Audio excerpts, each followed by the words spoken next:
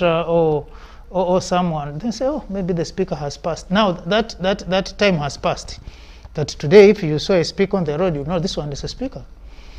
But also the droppings, the what comes with that office, because the speaker controls a very big budget in terms of national economy, and relatively some big powers when it comes to division of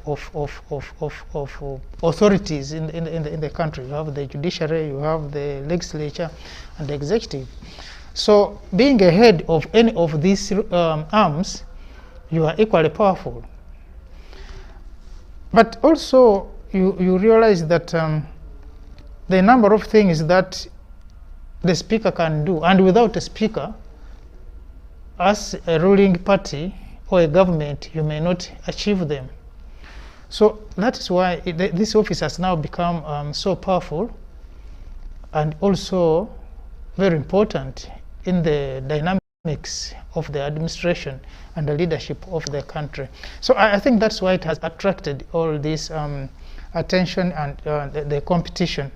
But at the same time, I think it is the movement needs to move fast to make sure that, like the other offices, of course, you have the president, the process which is used to come up with the presidential candidate, flag bearer, and the processes that are used to pick the speaker should be streamlined, so that you don't have a lot of this, this heat that can be, because we have learned from CCM of Tanzania, that by the time you come to this level, a lot has already been settled, and a person will be told, because there's also that career and cadre development and placement within the political system, that a person will be told, for you may not be good at this, or you can be good later at this. Remember when President Kikwete was due for presidency, yes.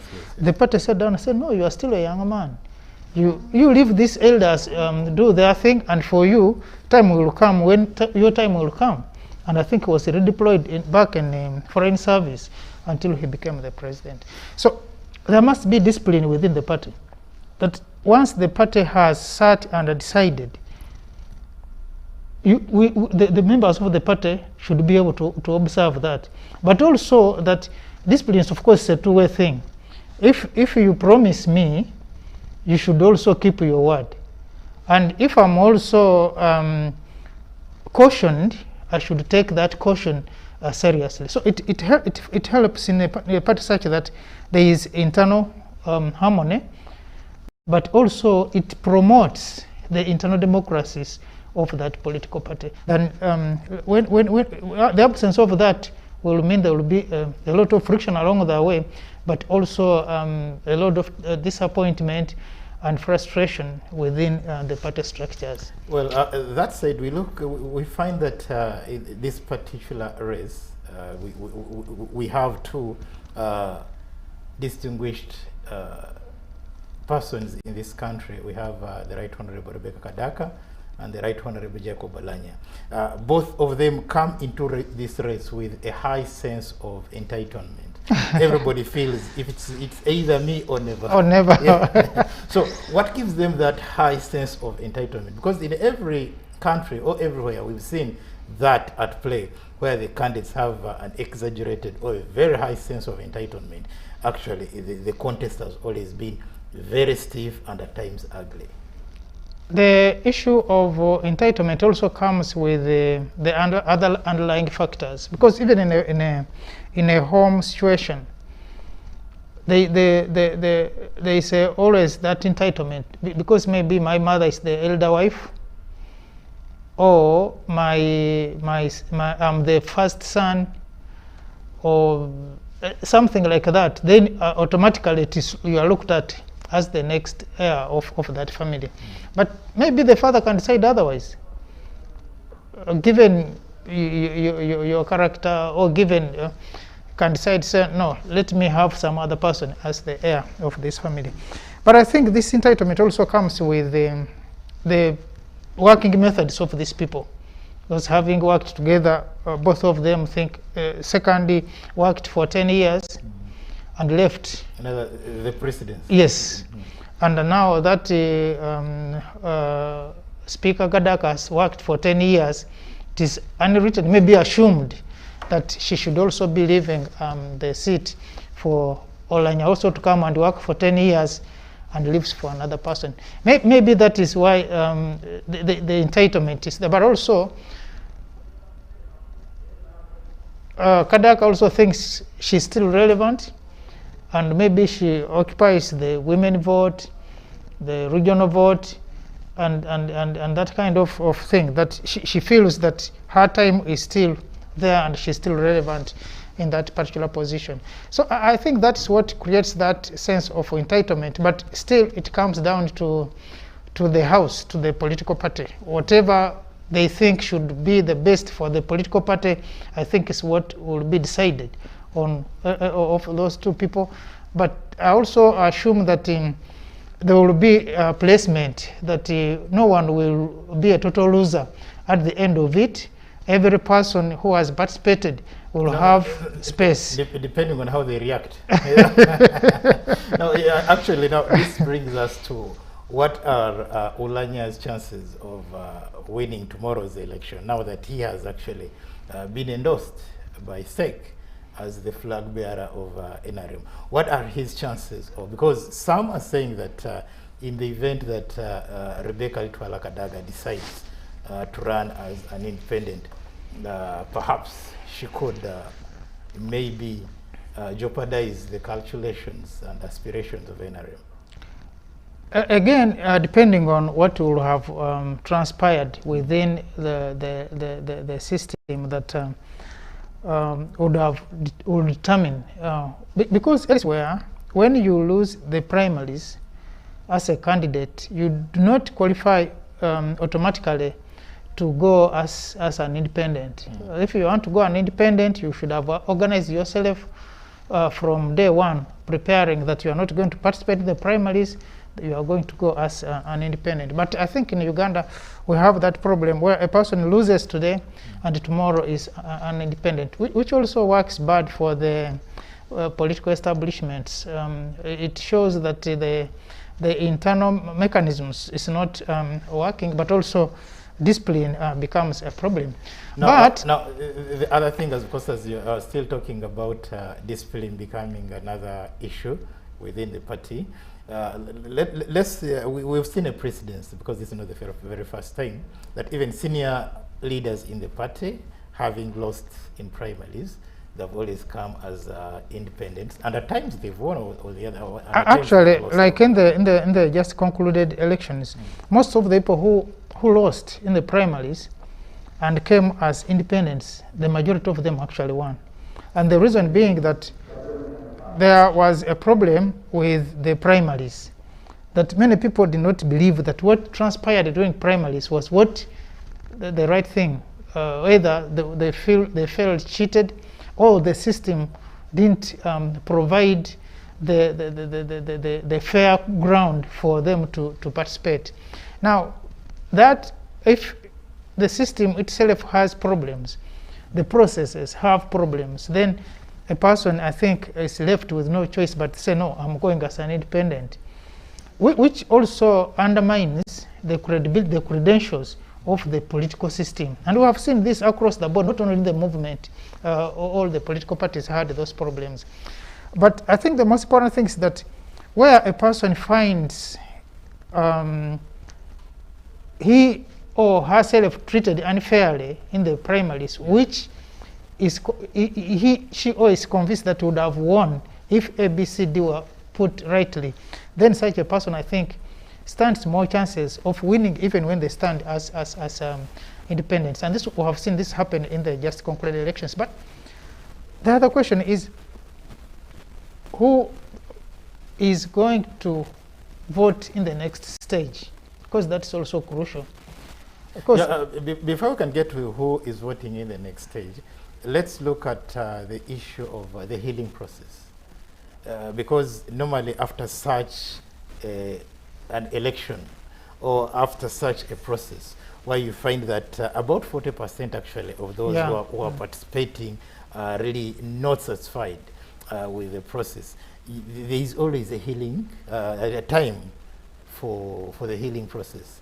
But now in this particular election, you find that yesterday they are picking flag bearers, and then tomorrow, the 24th, they will be having now the election.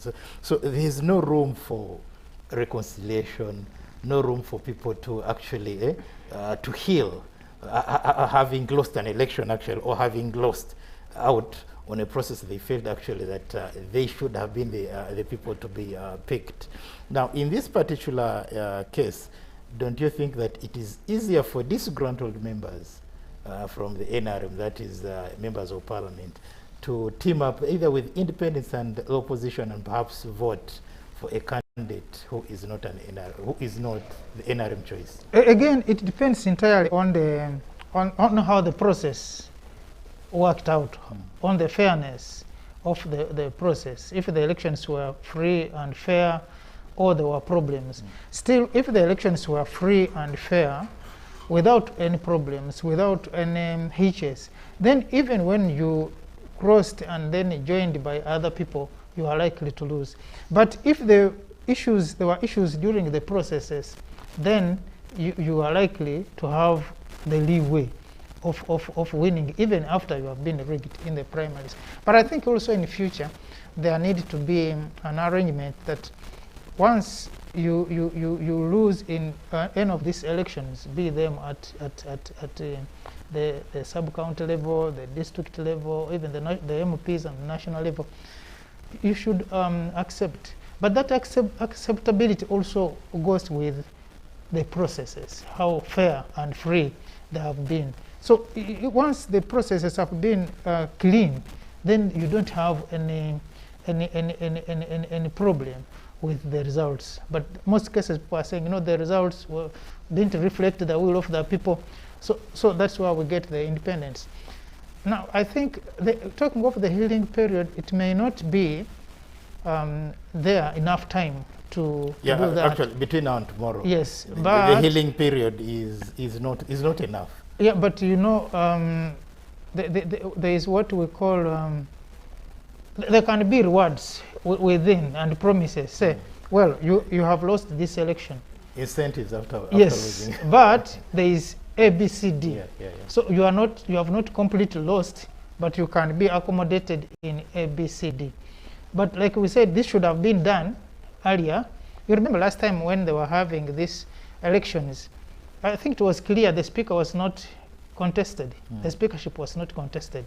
It was just passed. And that's where I think we are hearing this issue of the agreement that we agreed. The unwritten agreement. Unwritten agreement. Yeah, but before I go to the unwritten agreement, of course, every other time we have such a contest, and there is a fallback position.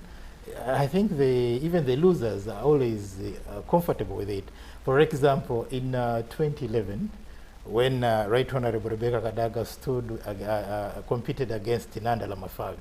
When Nandala Mafavi lost, he was accommodated by his party as the leader of opposition. So he had something that he was also taking. He had a position that he's going to occupy. But now let's look at a situation where, of course, now that NRM has endorsed Jacob Olanya, and perhaps Rebecca Alitwala Kadaga goes ahead to defy the party's position and competes as an independent. What are her chances? And of course, now in the event perhaps that she doesn't make it, do you see NRM accommodating her? Again, like we said, it entirely now depends on how free and fair the process was.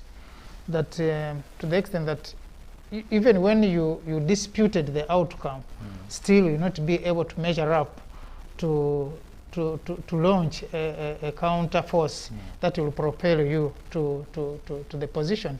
But if the system had issues which you can exploit, it is possible that still you can win. But still, you contest, then you lose.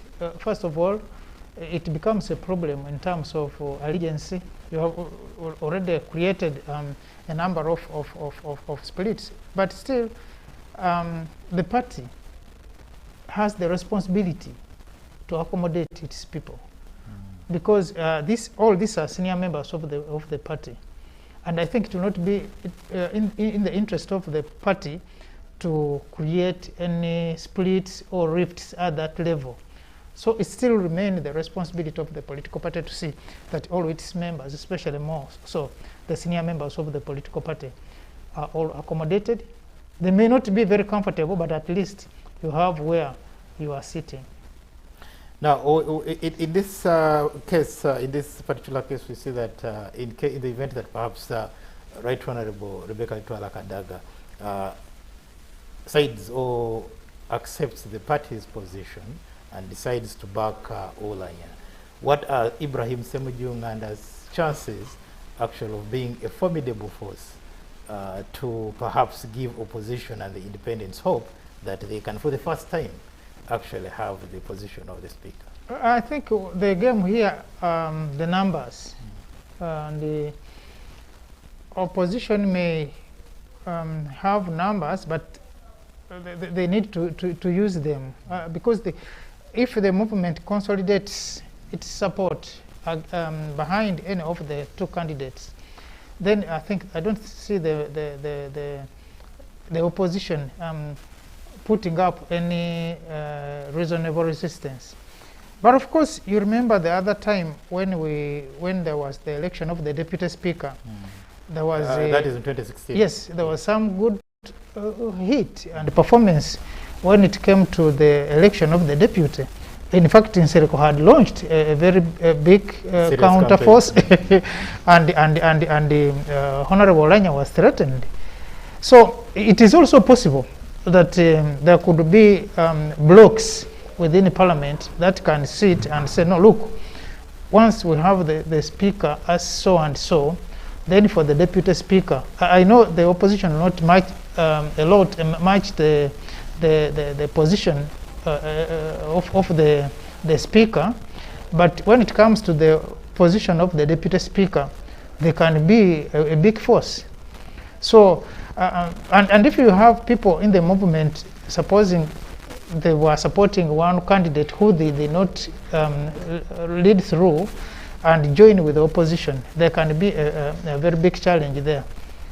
Now, let's look at factors that actually make Oulanya a darling to NRM, or that have favored Oulanya against Right Honorable Kadaga. Well, I think he's looked at as a royal cadre. Yeah, because by the time really the top organ decides and say, yes, I think we are picking so and so, it means that they've looked at the credentials, they've looked at the person and say, yes, he is the best person to represent us, he's the best person actually to play this role in the next 5 years. He's looked at as a royal cadre. He's also a person who has been in our parliament and has also been a deputy speaker. So automatically, I think he comes in handy for the political party to see that there's continuity after Speaker Kadaga, because he has been there as a deputy. Yes, dear viewers, we now go to Hotel Africana, where Right Honorable Rebecca Altwara Kadaga is addressing the media. Inform the people of Uganda that my party, the NRM party, has opted not to give me the party flag for position of Speaker of Parliament. As I have therefore decided to contest.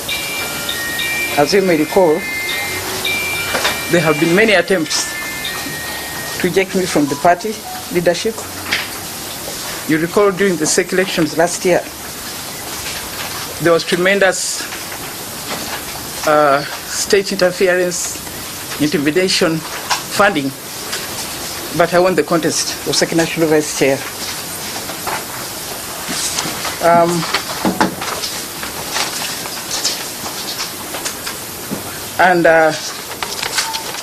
Today I was not given an opportunity to present myself to the electorate. And the major reason I'm being pressed out is because of speaking on the issues of the ordinary people. I want to assure you, the people, that I will continue speaking on those issues. Secondly, despite the constitutional provisions, the position of the women has been relegated. This is against Article 32. So I want to stand up for the rights of those who are still marginalized.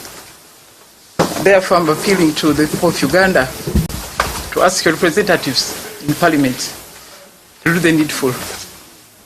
Thank you very much. Okay, thank you. No questions. Wait for tomorrow.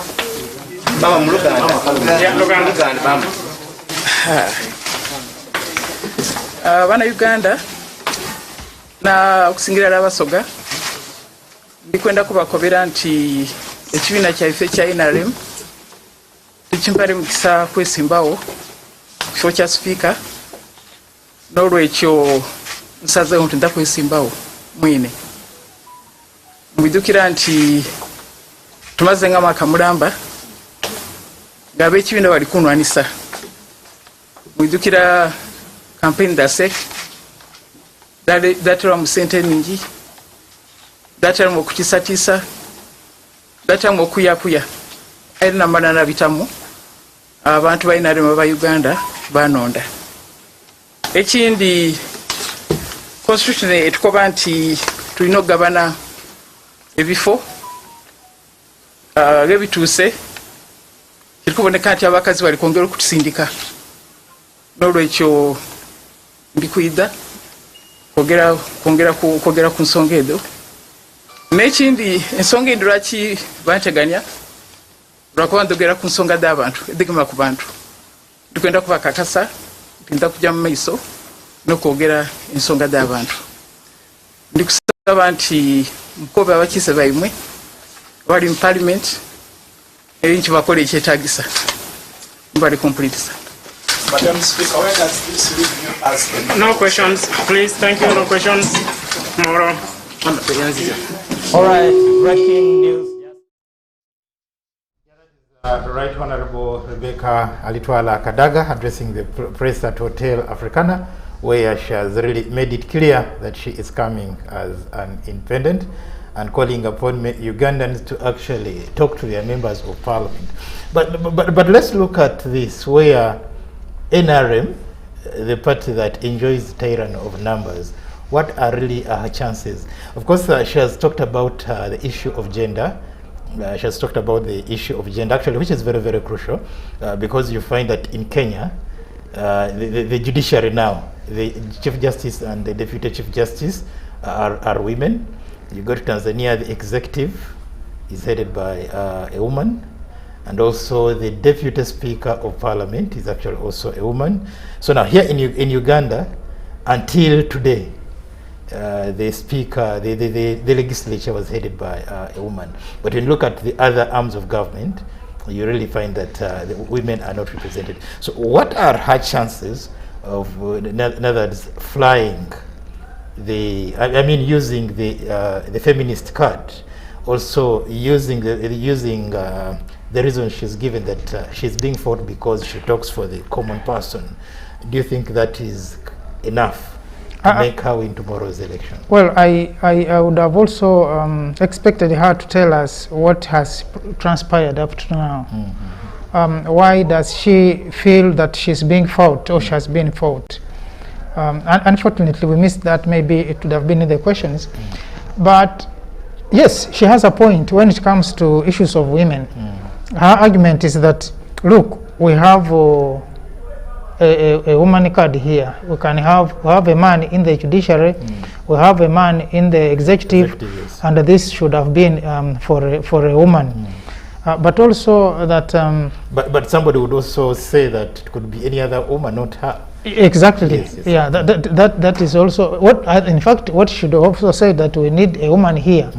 It may not be her, but also at the same time, many people have also argued to say, Kadaga came on to stage political stage as on affirmative action. On affirmative action. And when does one outgrow the affirmative action? Actually, she's the longest beneficiary of the affirmative, affirmative action. But also at the same time, she's saying she has been fighting for the common person, for the common people. That is why the people in the system are fighting her. I think she was only just short of saying the mafias were fighting her.